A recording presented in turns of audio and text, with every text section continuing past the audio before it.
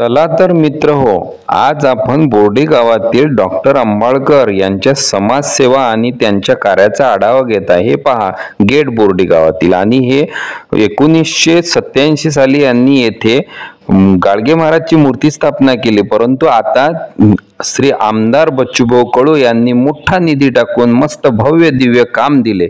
ही मूर्ती या ठिकाणी बाजूच्याच घरी ठेवलेली आहे. ही गाडगे महाराजांची मूर्ती ज्यांनी 1987 साली स्थापना केली, आणि ह्या वडाचा वटा डॉक्टर साहेबांनीच त्यांच्या काही अल्पशी वर्गणी आणि गावातील लोकांची मदत आणि स्वतःचा खूप पुढाकार घेऊन ह्या वळ्याला जीवन दिले.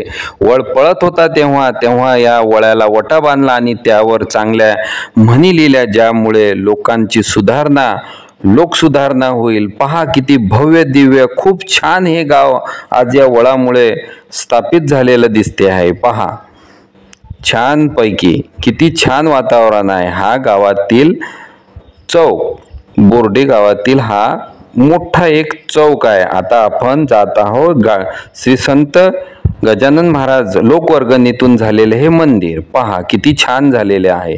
हे हनुमानजीचं मंदिर बोर्डी गावातील. पहा, आता आपण त्यांच्या दवाखान्याकडे गेलो आहे. हेच ते डॉक्टर साहेब बोर्डीचे. पहा, एकही दवाखाना आजपर्यंत तुम्ही असा पाहिला नाही. म्हणी, समाज सुधारकांचे फोटो, आणि विशेष करून ते पैसे असले तरीही प्रॅक्टिस करतात, दवा देतात, आणि 24 तास सुद्धा दवाखाना उघडा ठेवतात. खूप समाज पुस्तकं कुणाला वाचायला, मोफत सेवा कुठे कुठे देतात. हे आता आपण चाललो आहोत स्मशानभूमीकडे, जे बोर्डी गावातील स्मशानभूमीचे डॉक्टर साहेब निर्मिक आहेत. हे पहा, आज त्यांनी इथे 20वा स्थळ एक बोर्ड लावलेला आहे. अगदी 20वा स्थळापासून इथून अर्धाच किलोमीटर आता आपण तिथेच चाललेला आहोत. पहा, रस्ता आता हा जाण्याचाच रस्ता आहे. पहा किती छान आहे रस्ता, आणि येथे खूप सारा बच्चूभाऊ, आमचे आमदार माननीय श्री बच्चूभाऊ कडूंनी चांगला मस्त भव्य एक छान रस्ता दिलेला आहे. खूप दूर रस्ता गेला. आता हे आली आहे स्मशानभूमी. पहा, दिसते आहे काय, संत कबीर. हे एका औषधांच्या डब्यापासून त्यांनी हे नाव काढलेलं आहे. पहा तुम्ही मित्र हो, पहा किती छान. आता तुम्हाला दिसतेच आहे स्मशानभूमी किती छान आहे. तर अगदी गार्डन पेक्षाही छान अजून काही जर असेल तर ते म्हणताय हे महादेवाचं मंदिर गेलेलं. आणि हा रस्ता स्मशानभूमीचा पहा किती छान हा रस्ता दिलेला आहे. त्यामुळे अजूनच सुंदरता येथे वाढलेली आहे. मान्य श्री बच्चूभाऊ कडूंनी हा रस्ता डांबर रोड दिलेल्यामुळे अजूनच या स्मशानभूमीची सुंदरता वाढलेली आहे. हा सुविचार फलक जो आपण बस डेपोवर सुद्धा पाहिलेला होता. आता हे स्मशानभूमी पहा, प्रत्येक झाड येथे भरलेलं, आणि बेंच, पाळणा, सर्वच प्रकारचे येथे झाडं आहेत. आणि कुणाला लागलं असल्यास ते झाड सुद्धा देतात. त्यांचा नंबर लागला असल्यास तुम्ही घेऊ शकता 7588 75 42 02. तुम्हाला खरोखर झाड लावायचे असेल आणि ते वाढवायचं असेल तेव्हाच ते झाड देतात. आता आपण जाऊ संत कबीर मूर्तीकडे. हे पहा, आता मूर्ती येत आहे. पहा मित्र हो, हे संत कबीरांची मूर्ती. पहा किती छान सुंदर वातावरण येथे बनलेलं आहे. पहा किती छान पाळणा, झुला बसलेलं प्रत्येक वातावरण खूप छान येथे बनलेलं आहे. पहा ही स्मशानभूमी. पहा, येथे बरेचसे मुलं खेळायला सुद्धा येतात. स्मशानभूमीची भीती म्हणून राहिलेली नाही. काही मजूर वर्ग याच रस्त्याने जातो तर फुलं सुद्धा देवाऱ्या करता नेतात. पहा, हे झाडं पहा किती प्रकारचे येथे झाडं आहे. पहा किती प्रकारचे येथे झाडं लावलेली आहेत यांनी. बेंच, खूप सारे बेंच आहे या. आणि हे अजून पाणी अडवा, पाणी जिरवा यावर सुद्धा काम करतात.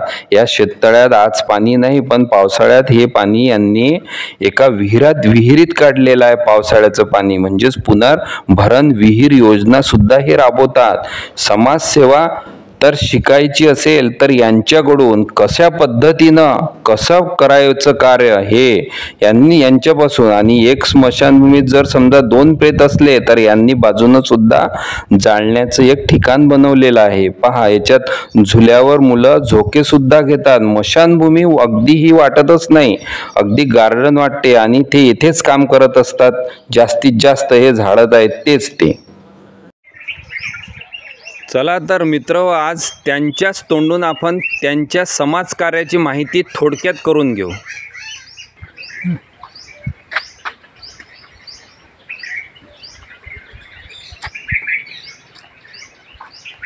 माझा प्रश्न तुम्हाला असा आहे की या कार्याची तुम्हाला केव्हापासून प्रेरणा मिळाली? 2013 पासून. म्हणजेच तेव्हापासून हे झाडे गिडे वगैरे लावणं चालू केले तुम्ही. आणि तुम्हाला वृक्षाबद्दल खूप प्रेम आहे. तुम्ही नेहमीच तुमच्या प्रबोधनात म्हणता की याची त्याची जिरवल्यापेक्षा पाणी अडवा, पाणी जिरवा. याबद्दल काय बोलता तुम्ही? पाणी आणि झाडं हे माणसाचे जीवनसाथी आहे. आणि वृक्षाबद्दल तुम्ही काय सांगू शकता? वृक्ष सर्वांची सेवा करतो, छाया पुसते, फळेही देतो, शेवटी काड्याही लावितो सेवेसाठी. म्हणजे वृक्षाच्या झाडाखाली जर आपण थांबलो तर आपल्याला ऊन लागत नाही, आपल्याला पाणी लागत नाही. इतकंच नाही तर थंडीचाही बचाव तो वृक्ष करतो. म्हणून प्रत्येकानं 2 झाडं लावली पाहिजे. तर हे पिंपळाचं झाड जे आहे हे 29 लिटर पाणी एका तासाला साठवून ठेवते. आणि इतकंच नाही ते एका तासाला 250 ग्रॅम ऑक्सिजन देतो. म्हणून आपण हे झाडं लावले पाहिजे. आणि 2558च्या अगोदर तथागत बुद्धाने काळवृक्ष झाडाच्या खाली तपश्चर्या केली. आता काळवृक्ष झाड हे त्यांनी निवडलं. म्हणजे काय निवडलं असेल तर एका तासामध्ये 29 लिटर तर पाणी साठवूनच ठेवते, पण 800 ते 1000 फुटापर्यंत मुळांच्या साह्याने पाणी जिरवण्याचं काम झाडं करतात. म्हणून प्रत्येकानं 2 झाडं लावलेच पाहिजे. तर एक झाड असं आहे की ते जीवन जगण्यासाठी लावलं पाहिजे. आणि आपण मेल्यानंतर एक झाड हे जाळून आपल्याला स्वतःलाच जाळून घेण्यासाठी सुद्धा लावलं पाहिजे. म्हणून प्रत्येकानं 2 झाडं लावली पाहिजे. म्हणून 2 झाडं जर लावली नाही तर त्याला जगण्याचा काहीच अधिकार नाही. म्हणून जमिनीत पाणी जिरवलंच पाहिजे. तर या झाडाच्या मुळं आपल्याला जमिनीत पाणी जिरवण्याचं काम चांगलं होते. आणि आपली हे उन्नती जे होते आपले व्यावहारिक दृष्टिकोनातून ते झाडामुळं जास्तीत जास्त होते. म्हणून झाडं हे लावल्याच गेली पाहिजे. असे होते मित्र. हे विदर्भातील डॉक्टर अंबाळकर, बोर्डी, तालुका अचलपूर आणि जिल्हा अमरावती यांच्या हातून एवढे समाजकार्य झालेले आहे. हे आज या व्हिडिओतून तुम्ही पूर्ण पाहिले आहे. अशाच नवनवीन व्हिडिओसाठी आमच्या चॅनलला सबस्क्राईब करा आणि लाईक करा.